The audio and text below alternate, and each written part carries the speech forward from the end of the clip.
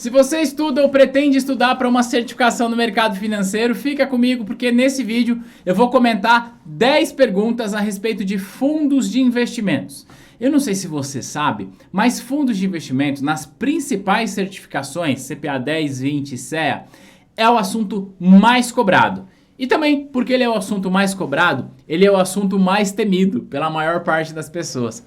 Mas o fato é que depois dessas 10 perguntas, pelo menos no assunto que nós vamos tratar aqui, esse tema vai ficar leve para você. Quer ver? Ó? Vem comigo para a primeira pergunta. Eu já vou colocar aqui na tela. Vamos lá. Fiquei pequenininho e vem aqui a primeira pergunta. Olha lá. Não é papel do administrador do fundo. Vou explicar tudo isso, mas antes quero lembrar o senhor e a senhora que está aqui me vendo. Olha só.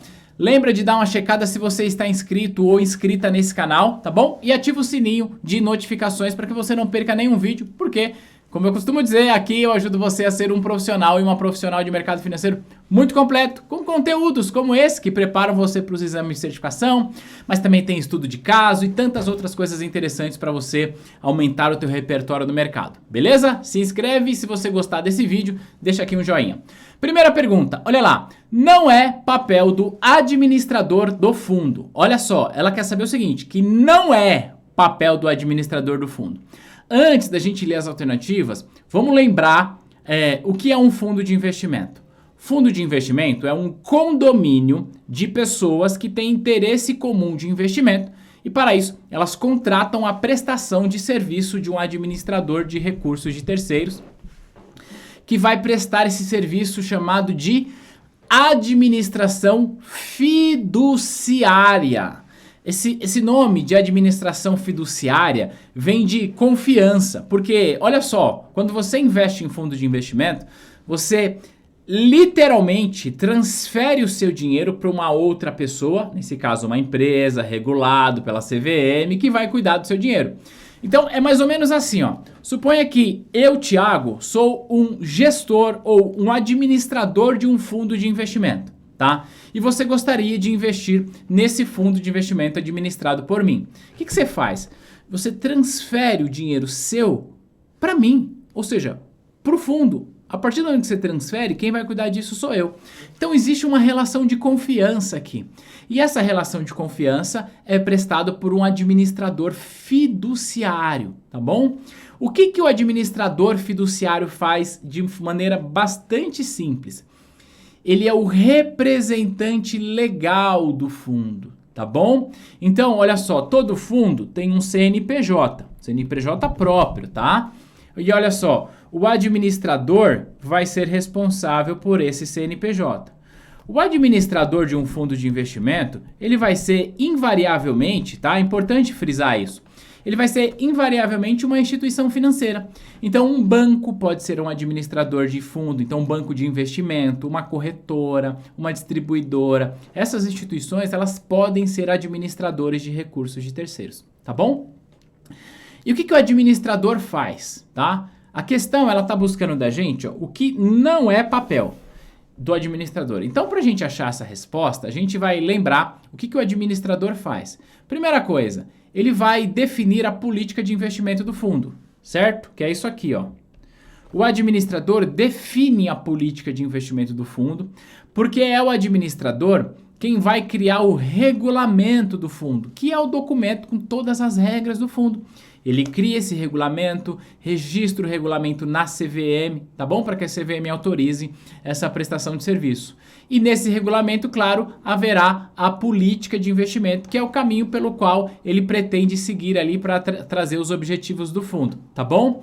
Outra coisa que o administrador pode fazer, e ele faz, é alterar o regulamento do fundo quando necessário.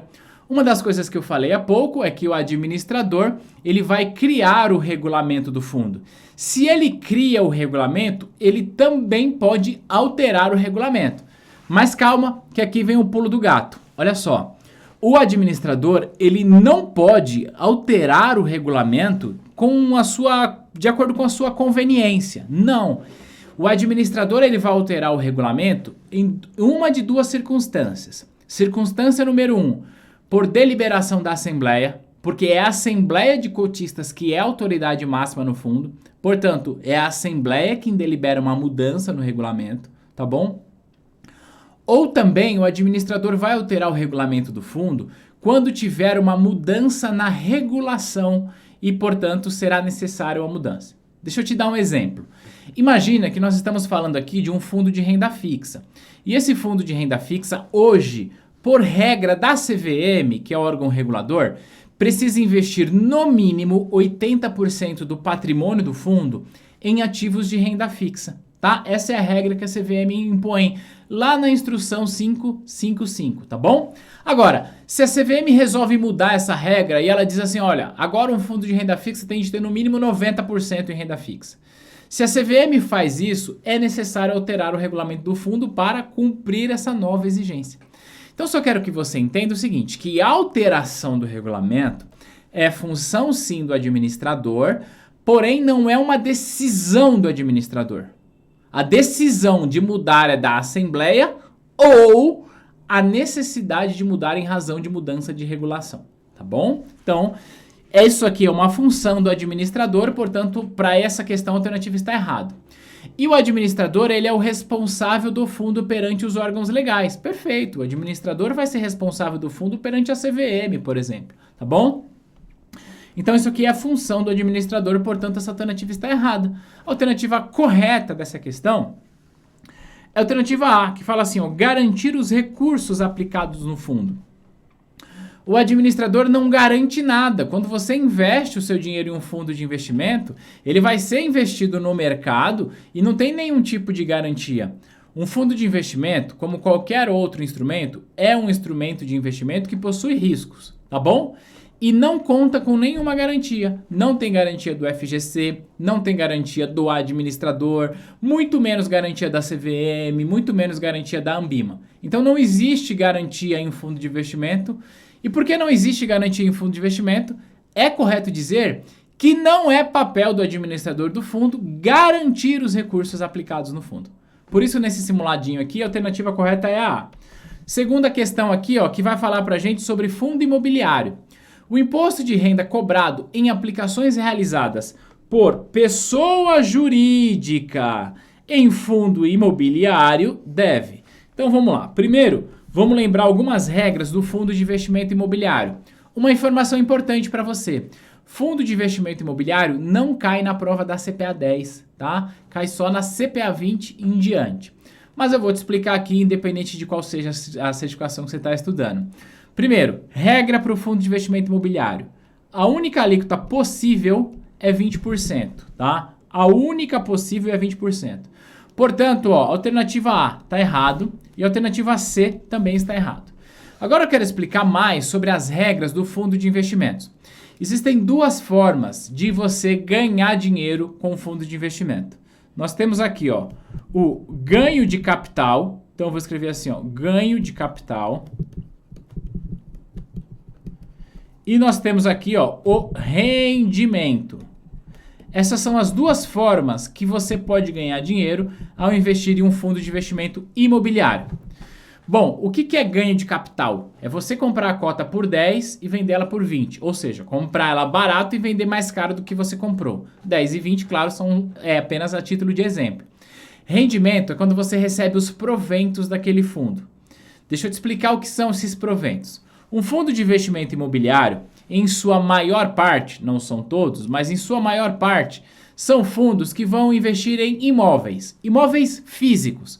Portanto, o fundo vai ser dono de um shopping center, um fundo vai ser dono de um prédio, de um grande hospital, ou de um centro logístico, ou ele pode ser dono de prédio que tem agências bancárias espalhadas aí pelo Brasil. E, portanto, o fundo terá como inquilino o banco, o shopping center, o hospital e por aí vai. E esse inquilino vai pagar aluguel. Quando ele paga aluguel, o fundo precisa repassar no mínimo 95% do que ele recebe para os seus cotistas.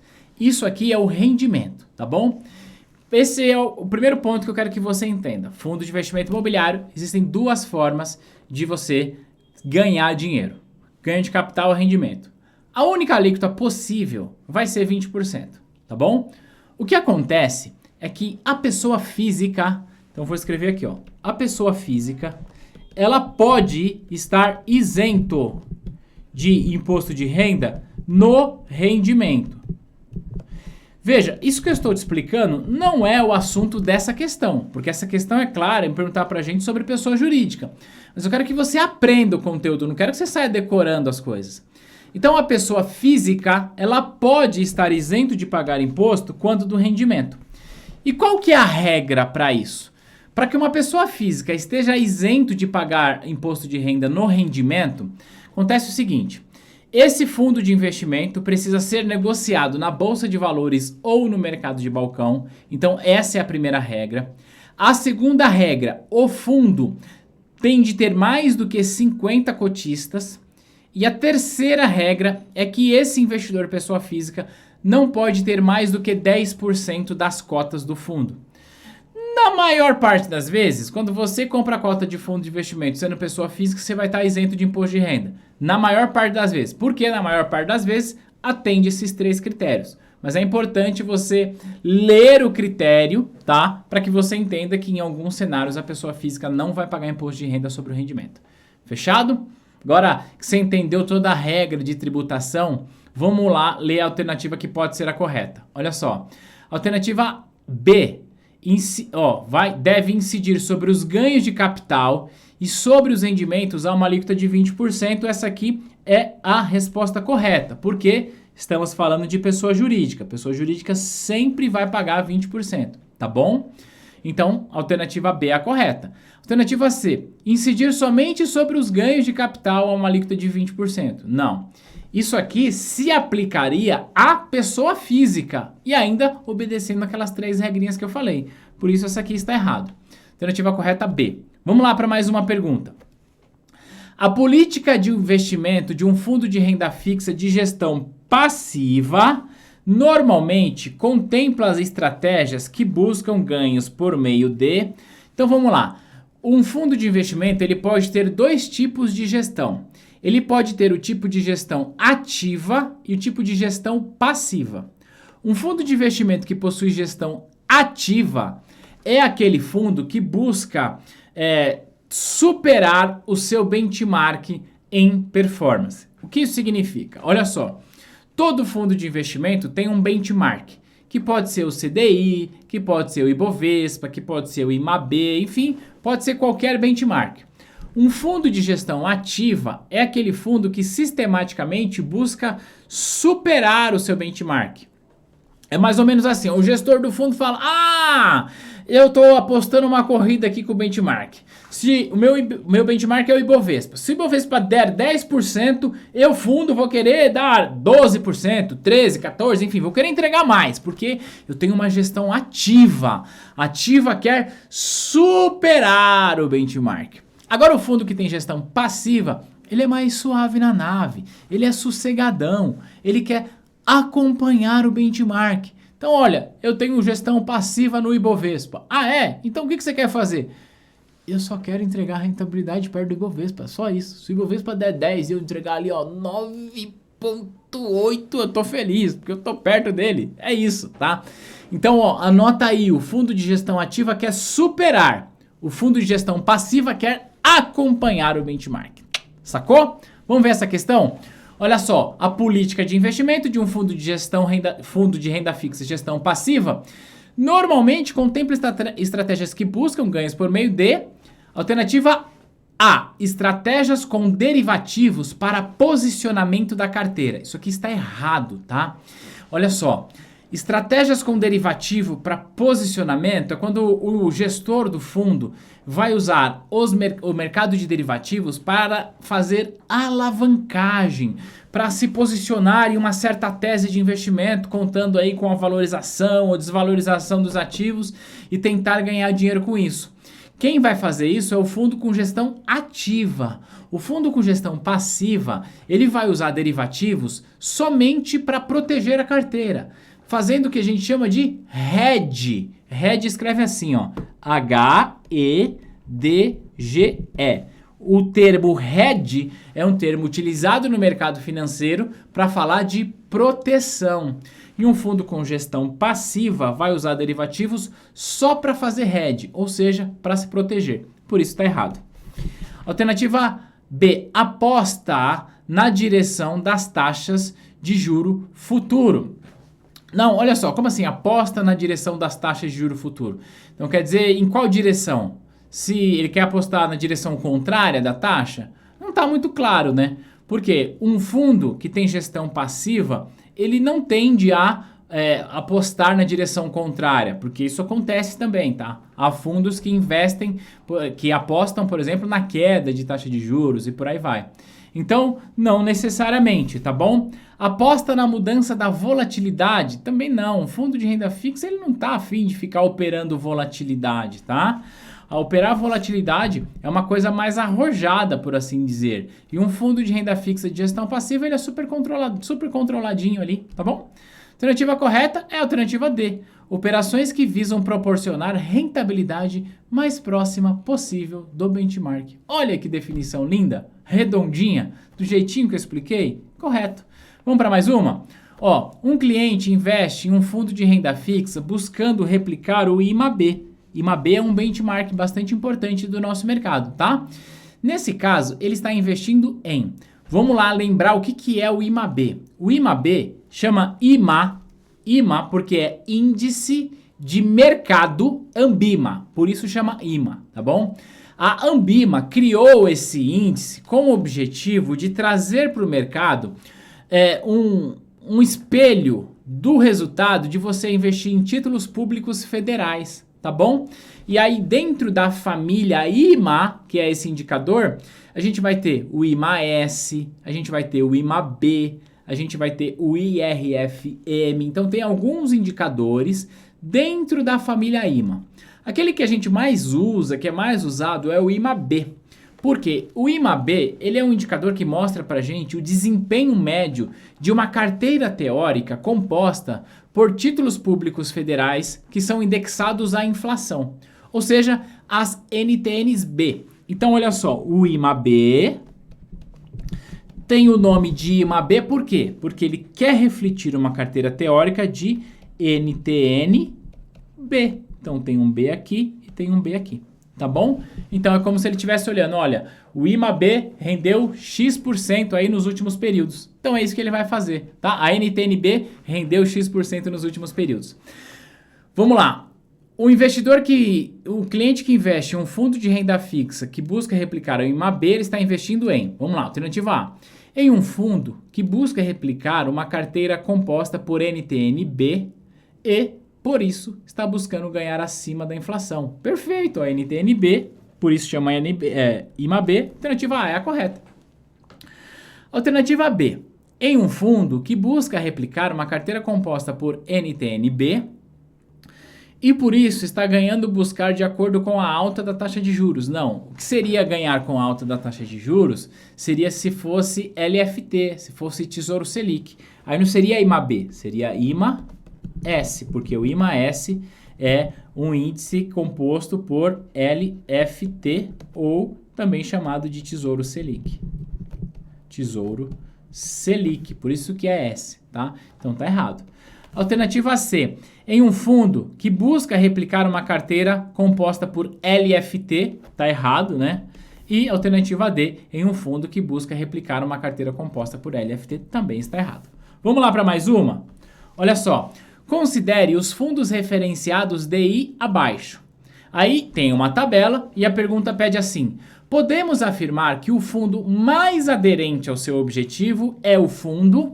Olha só, se é um fundo referenciado DI, ele é um fundo de gestão passiva. Ele é um fundo de gestão passiva cujo benchmark é o DI. Em outras palavras, ele é um fundo que procura entregar uma rentabilidade próximo do CDI. É isso que ele quer. Então, nós temos aqui, ó, eu vou pegar aqui o marca-texto, nós temos aqui a variação do CDI, tá aqui, tá bom? Essa é a variação do CDI. O que a gente quer saber é o seguinte, qual destes fundos, o A, eu vou pegar aqui o A de verde, tá? E vou pegar aqui o B de azul. Qual desses dois fundos ele cumpre o seu objetivo, né? Ele é mais aderente, ou seja, que está mais próximo. Então vamos lá. No mês 1, o fundo A rendeu 0,25, né? Abaixo do CDI, mas tá ali pertinho. O fundo B rendeu 0,27, rendeu acima do CDI. Depois, no mês 2, o fundo A rendeu 0,35, a mesma coisa que o CDI, tá? Já o fundo B rendeu 0,36, ou seja, ele rendeu acima do benchmark no segundo mês consecutivo. Já no mês 3, o fundo A rendeu 0,35, tá? E o fundo B, 0,34. Ambos aqui estão abaixo do CDI, tudo bem? Depois, olha lá no mês 4. O fundo A rendeu 0,28 e o fundo B rendeu 0,30, tudo bem? Então o fundo B, mais uma vez, rendeu acima do benchmark, que foi 0,29. E depois, no mês 5, o fundo A rendeu 0,27 e o fundo B 0,29. Ou seja, mais uma vez o fundo B rendeu acima do benchmark. Então, quando a gente olha para esses dois fundos, a gente pode dizer assim: poxa, Thiago, o fundo B rendeu mais do que o fundo A. Olha só, porque na maior parte das vezes ele passou o benchmark. Então o fundo B é o melhor, não é? Bom, eu não sei se ele é o melhor, porque a gente precisaria analisar risco e tudo mais. Mas o fato é o seguinte, que ele não está aderente com o objetivo dele. Porque o objetivo dele não é superar o benchmark. O objetivo dele é acompanhar o benchmark, é estar perto do benchmark. E o fundo que faz isso melhor é o fundo A. Porque, ó, ele tá sempre abaixo, mas sempre aqui, ó, muito pertinho do benchmark, tá? Quase 0,1 de diferença, né, ó? De 25 para 26, de 35 para 35 ali no mês 2, depois no mês 3, 35 para 36, depois no mês 4, 28 para 29 e no mês 5, 27 para 28. Então, um décimo ali, né, de diferença, certo? Então, eles estão ali muito próximo. Então, o que é mais aderente ao objetivo é o fundo A, tá bom? Porque ele acompanhou muito bem o benchmark. Já o fundo B, ele superou o benchmark em alguns meses, mas esse não é o objetivo dele, tá bom? Vamos lá para mais uma pergunta, voltar aqui para minha caneta. Os fundos de investimento, sob análise do gestor, devem investir em ativos do mesmo grau de risco de títulos públicos federais em qual tipo de fundo? Olha só.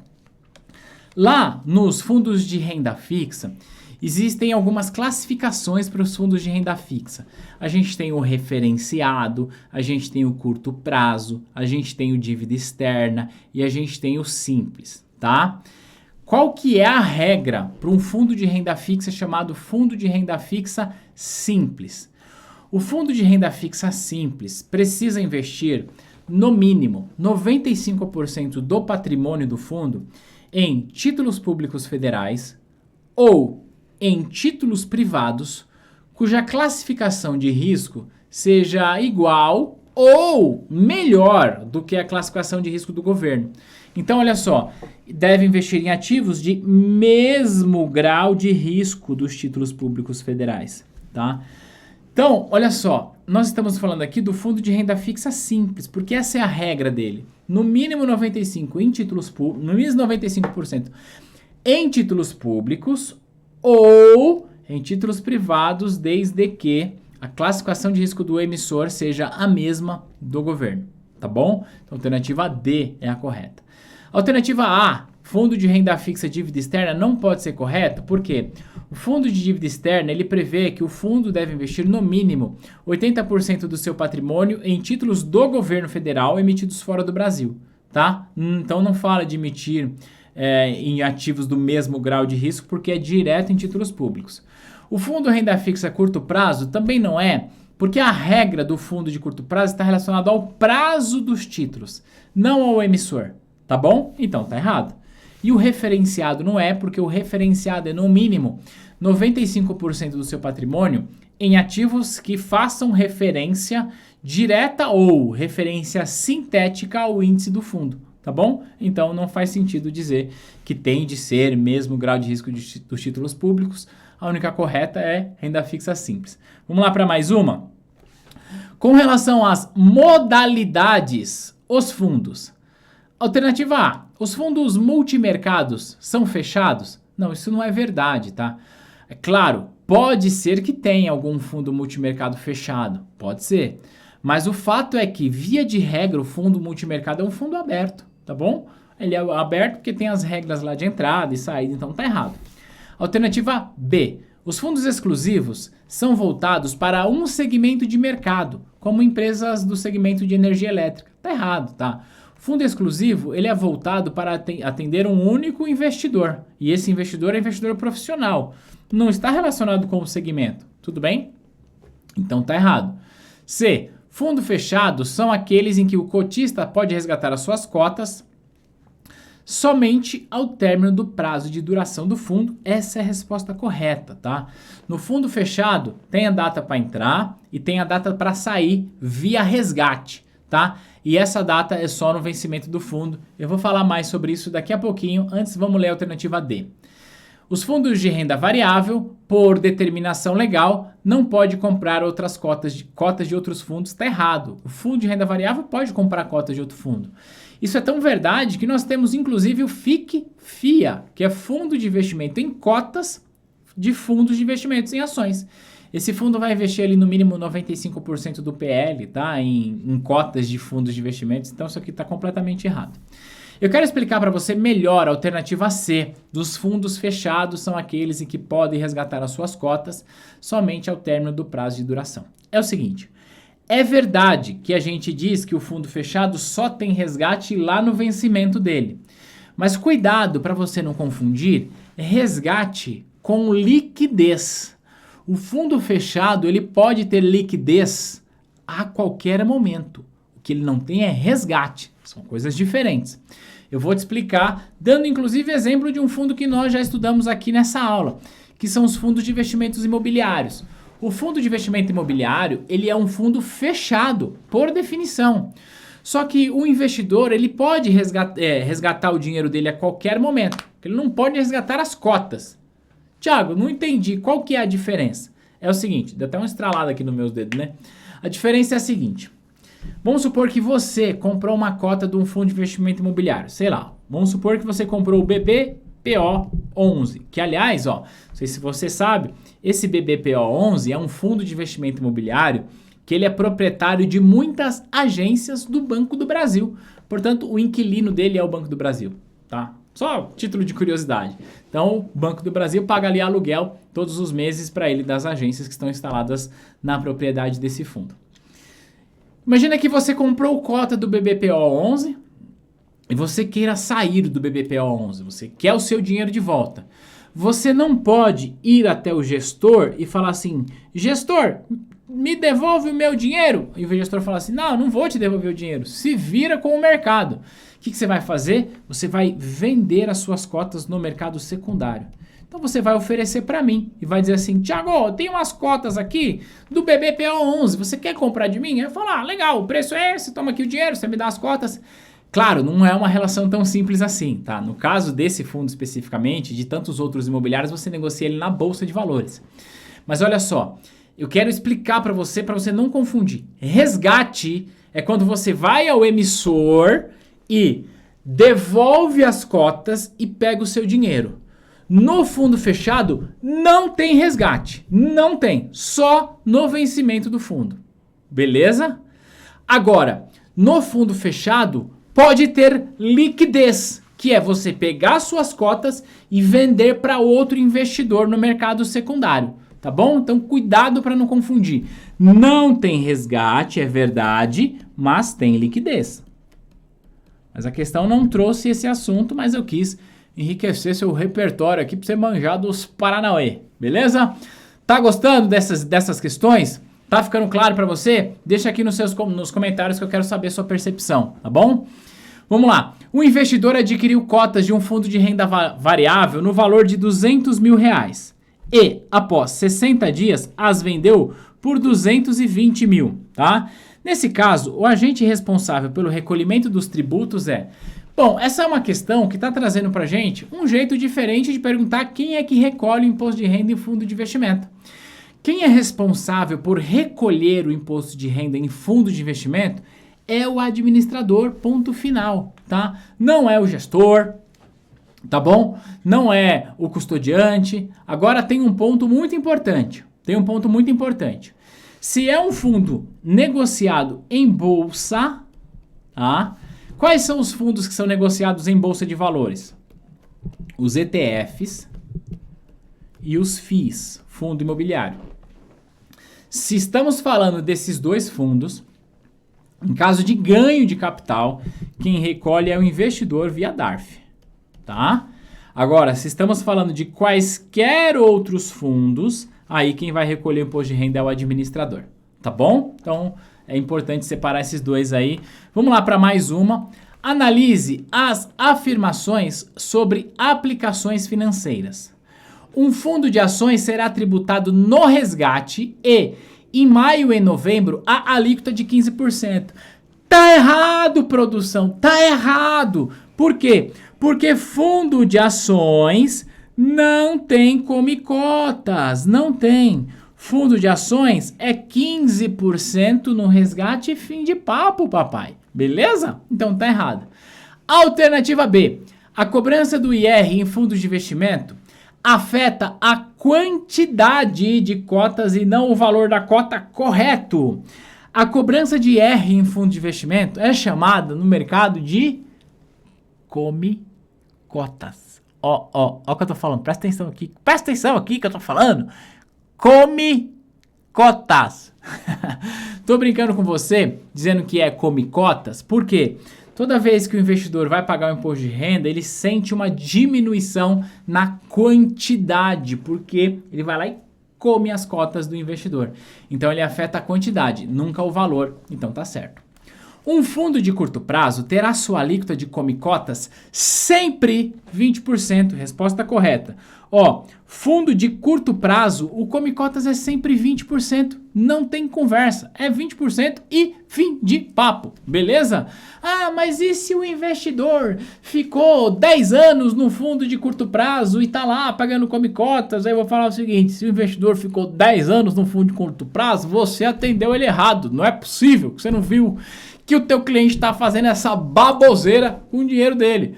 Fundo de curto prazo, meu rei. Fundo de curto prazo, minha rainha, é 20% e fim de papo no come-cotas. Beleza? Não vamos discutir. Esta é a regra.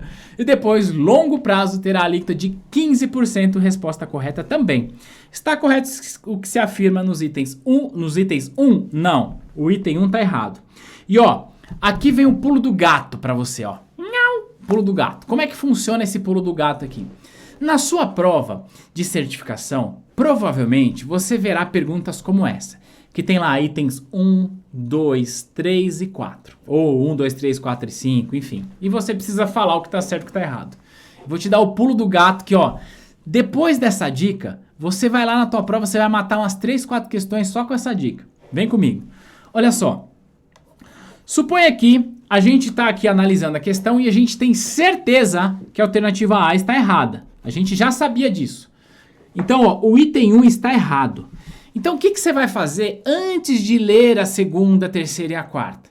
Você vai lá nas alternativas e olha assim, deixa eu ver em qual dessas alternativas que tem o item 1. Porque aquela que tem o item 1 vai estar errado. Então, olha só. Errado, errado, errado. Olha só. Mesmo sem ler todas as outras 3, a gente já matou a questão.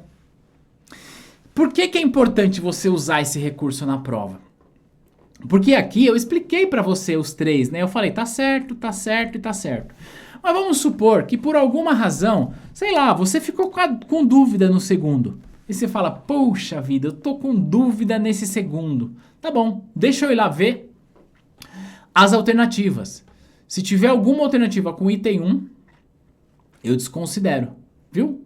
Aí você já matou a questão, beleza? Então pega essa dica, ou como diria o Rick Chester lá, pega a visão, papai. Sobre os fundos, assinale a alternativa correta, essa é a última questão, mas não vai embora, vamos responder aqui junto comigo. Fundo de renda fixa não pode comprar ativos no exterior, tá errado, produção. Fundo de renda fixa pode comprar ativos no exterior, sim. Inclusive, nós temos um fundo de renda fixa chamado Fundo de Renda Fixa Dívida Externa, que investe no mínimo 80% do patrimônio dele em ativos emitidos pela União fora do Brasil. Esse é o dívida externa. E ainda tem o Fundo de Renda Fixa Investimento no Exterior, que investe no mínimo 40% do patrimônio do fundo em renda fixa emitidos fora do Brasil. Então, tá errado, né? Eu coloquei certo aqui, mas tá errado. Alternativa B, fundo fechado permite resgate a qualquer momento. Não, eu já expliquei aqui, inclusive, né? Expliquei a diferença de resgate e liquidez. Alternativa C, o fundo exclusivo é aquele que investe em um determinado setor. Ah, de novo, tá errado isso aqui, nós falamos também. E alternativa D, ó, um fundo de ações pode comprar cotas de outros fundos. Eu expliquei isso, inclusive, falei lá do tal do FIC FIA, certo? Então, olha só, eu trouxe 10 perguntas para você entender pra caramba de fundo de investimentos. E eu quero fazer um convite para você. Deixa aqui um comentário, tá? E se você quiser estudar aqui com a T2 e fazer parte dos nossos milhares de alunos que já foram aprovados, o link do nosso site está aqui na descrição do nosso vídeo. E vai ser um prazer acompanhar você em toda a sua jornada, para que você passe na prova, mas além de passar na prova, que você aprenda o conteúdo para valer, que você curta a jornada de aprendizagem, que você evolua no mercado. Vai ser um prazer acompanhar você. O link do nosso site está aqui na descrição desse vídeo e a gente vai se ver no próximo material. Tchau!